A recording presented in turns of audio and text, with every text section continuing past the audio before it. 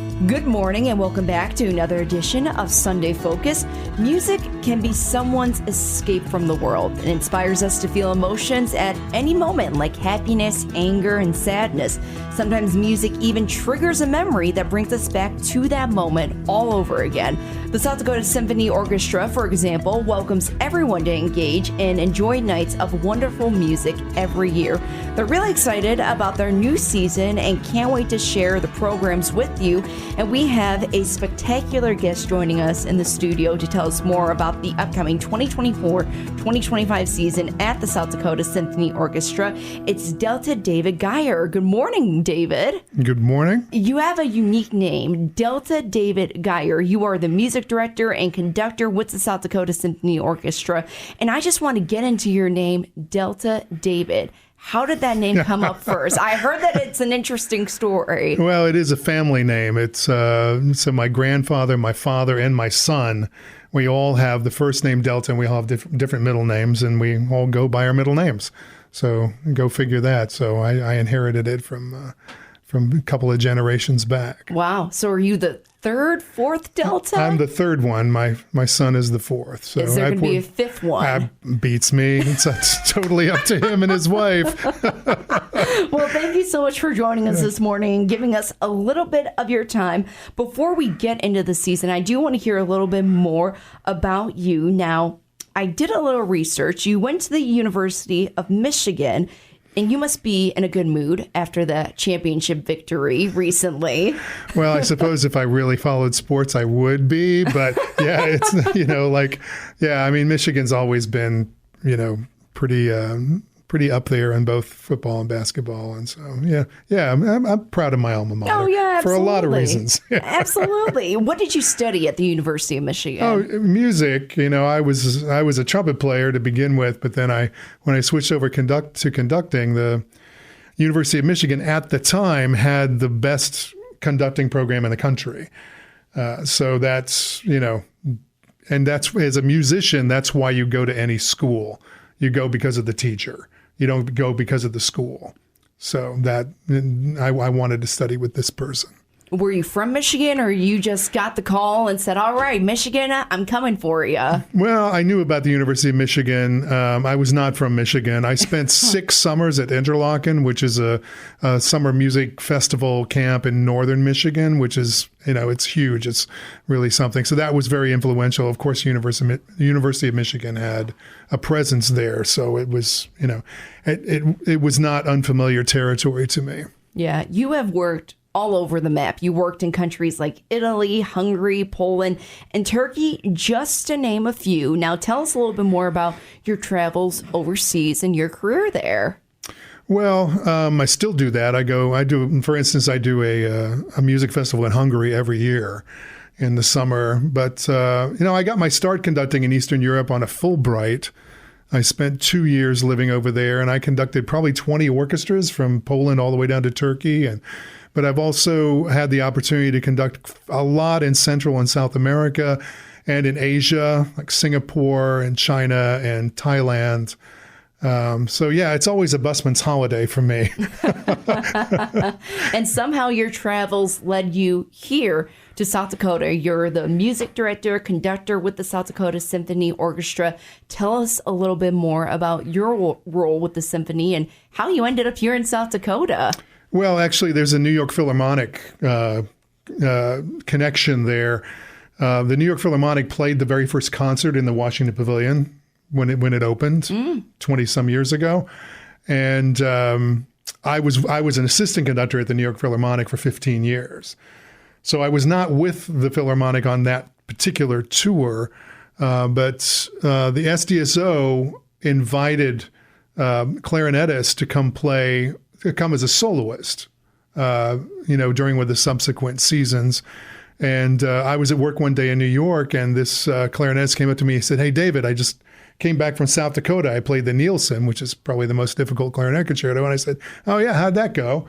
He said, "It went really well. They're looking for a conductor. Are you interested?" I said, "Should I be?" He said, "Yeah, you should be interested in this job." So that was, the reason that I threw my hat in the ring. I lived in New York for 20 years before I came here. And it was surprising to me to find exactly what I was looking for in a place like Sioux Falls, South Dakota. Can you explain that a little bit more? Yeah, I mean, I was never really interested in just presenting concerts. Like, I had opportunities to take, orchestra jobs in the New York area, Connecticut, New Jersey, whatever. And they're smaller orchestras, but like, golly, they were just doing, 5, 6, 7 concerts a year. And, of course, I love to make music. I love to conduct, but I really wanted to build something significant. I wanted to really explore what it means for an orchestra to impact its community. So when I came here as a candidate, it was really evident that this orchestra is super valuable to this community. I mean, it's over 100 years old, right? I mean, the state was like less than 30 years old when they founded an orchestra.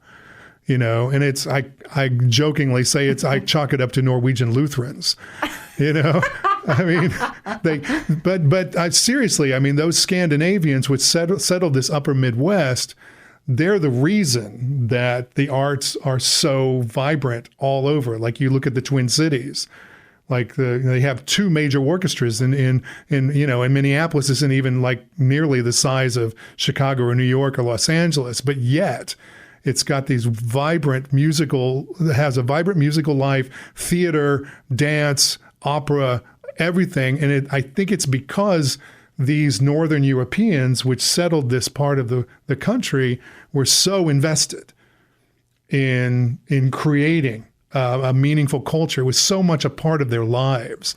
And that was evident to me when I came. The orchestra was well supported. It was easily 2 or 3 times as big and as good as it should be in a city this size. Now it's like, 5 or 10 times as big and as good as it should be for a city of 200,000 people. And it's because of the investment, like I'm standing on the shoulders of the people who built this thing, and hopefully taking it further now and helping. I mean, it's truly, I don't say this only because I love it and it's what I do, but it's one of the treasures of not just of Sioux Falls, but of the entire state of South Dakota, because it's of such high quality. And, it's significant to have this kind of an organization in Sioux Falls. So did that surprise you the most when you came to South Dakota? Is the orchestra and just the culture in general of the state? Yes. Right. Absolutely. And the people wanted to do something significant.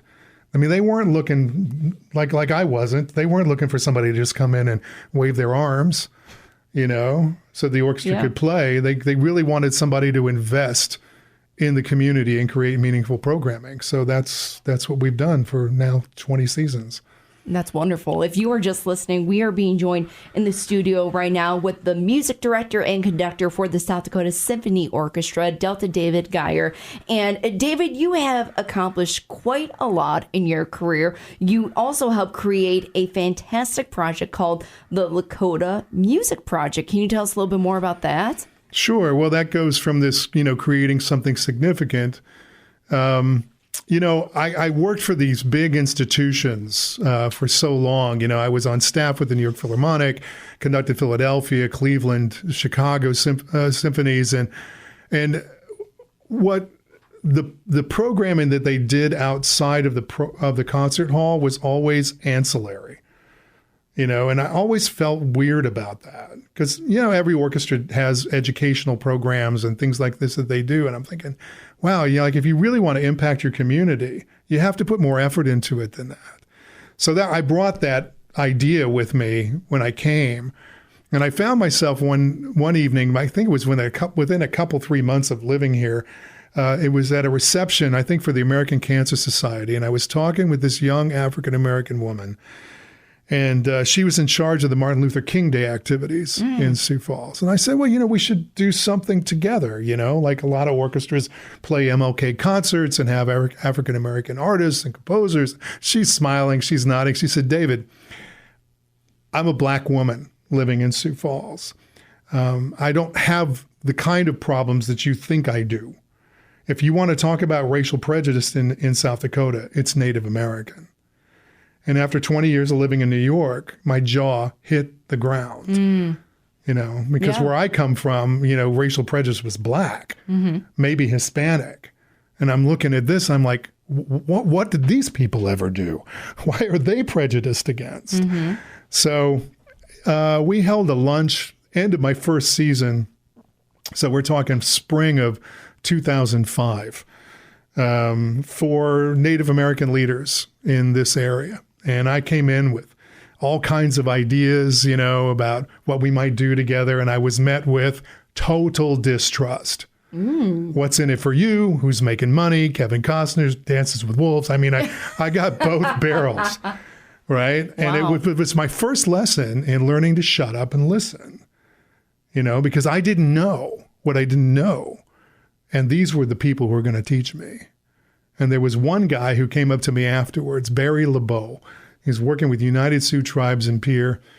And he came up to me and he says, you're crazy, but I'd like to try to help you.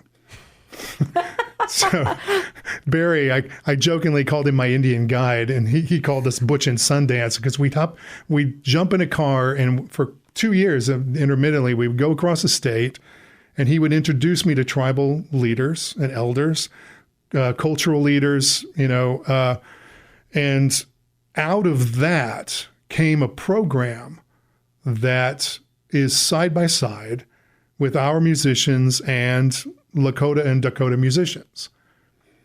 And so we have, the Creekside Singers from Pine Ridge, the drumming group. We have Brian Akipa, cedar flute player from Sisseton, that are part of this project. And the project got its start in 2009. We took 4 years to build it. It was very carefully built because we were listening to each other. We were building the program. We were basically asking the question, what kind of program could we create by the sharing of music where we could come out on the other side of a program and understand each other better? Not saying, oh, we're prejudiced in this and that and the other. Rather, like, let's demonstrate what friendship might look like between our races. And so we've been doing this for 15 years now, intermittently, depending on funding.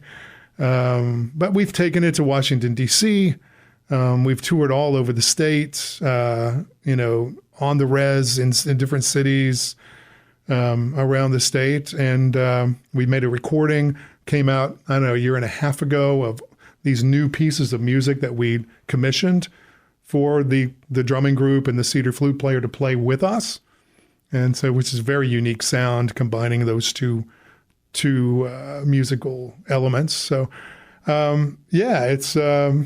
it's been quite the journey, and something I never would have imagined coming from New York, that I would like making music with Native Americans. It never crossed my mind. So, but here we are, Yeah. You bloom where you're planted. Exactly. And it sounds like when you get an idea, you just grasp onto it. So when this opportunity came up to you, you just said, you know what? I'm going to try and do what I can and make an impact on this type of project. Yeah, I would take it one step further and say that there wasn't an opportunity. It wasn't presented. That's true. It was like, okay, let's create the opportunity. Here's a need. Here's a group of people, this indigenous population that's willing to work with me. So you find those two elements and you go in and just, start talking, start listening to each other, create something beautiful. And you do create a lot of opportunities for the Sioux Empire, for the state in general, when it comes to seasons at the South Dakota Symphony Orchestra. And it is going to be a huge season for you guys for the 2024-2025. And before we get a rundown of the concerts this year, we've been talking about that word seasons. We're not talking about, fall, spring, winter, anything like that. There's a meaning behind these seasons. So, David, can you explain what seasons mean in orchestra terms? Well, there's a football season, right? Like It runs from this month to this month. So it's similar to that. Ours runs from, beginning of October through the end of April.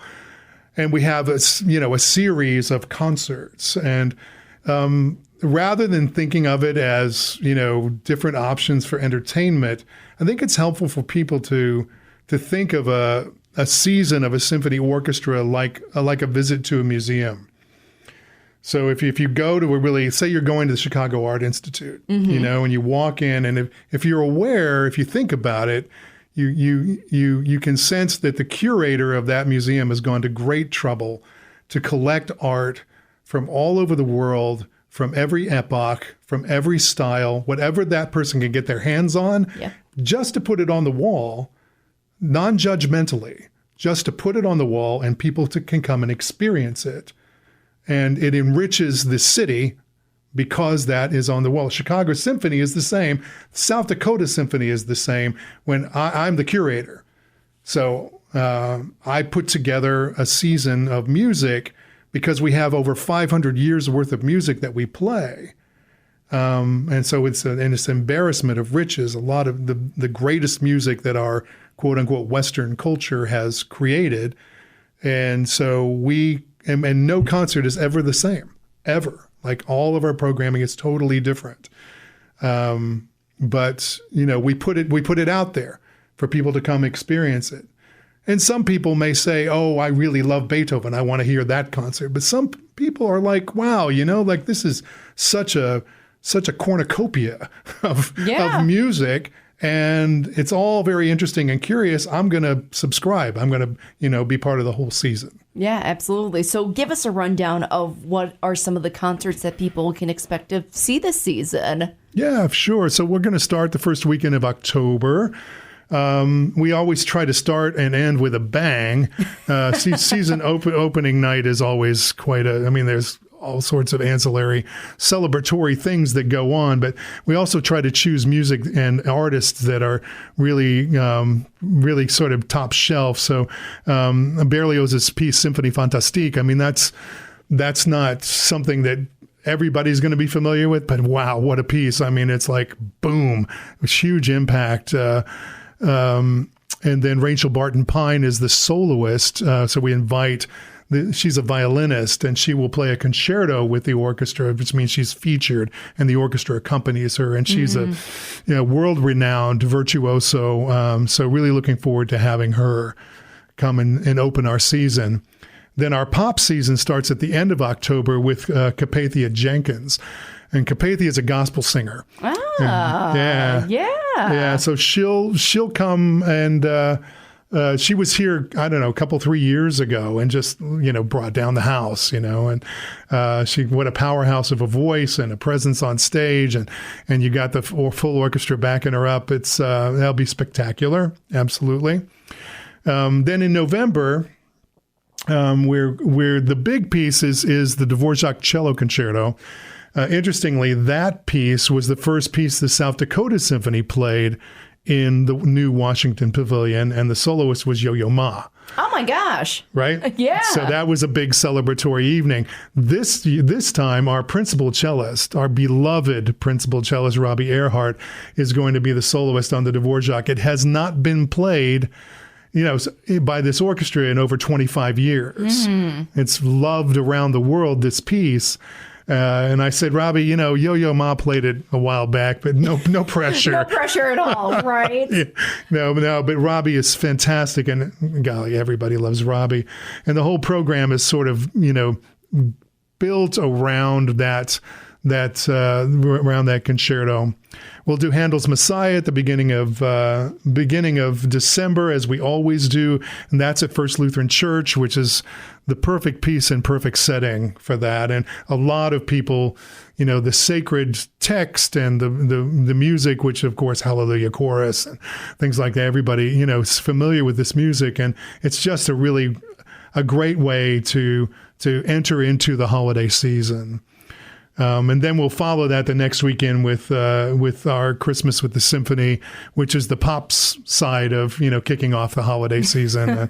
I've heard for every year I hear people say, "Well, Christmas doesn't start until we go to the Christmas pops with the Symphony." So, and that usually it features a vocalist or two that comes in to sing Christmas favorites and things, and it features spectacular arrangements of holiday tunes that it features our orchestra in really unique ways, and it's a really, really fun evening. So that's our fall.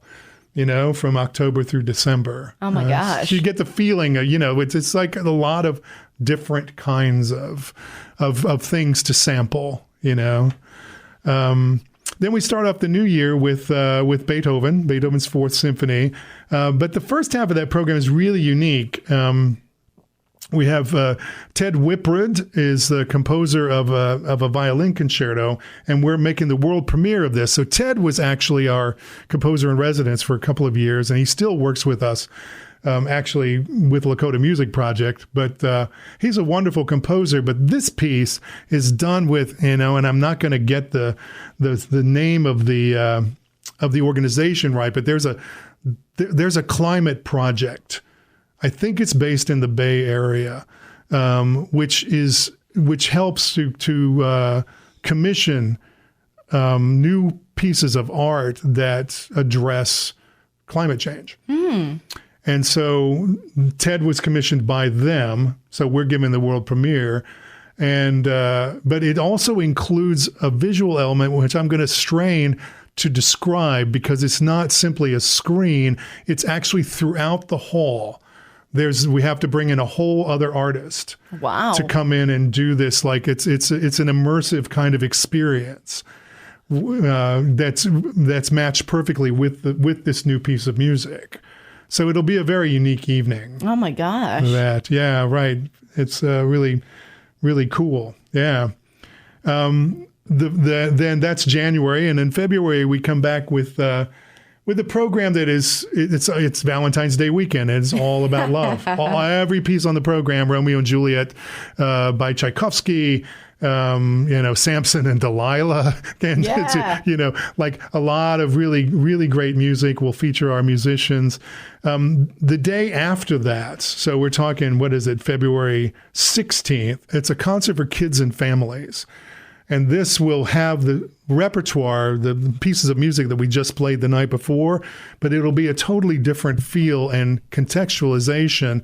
My assistant conductor will conduct this, but, it'll be more interactive with the audience.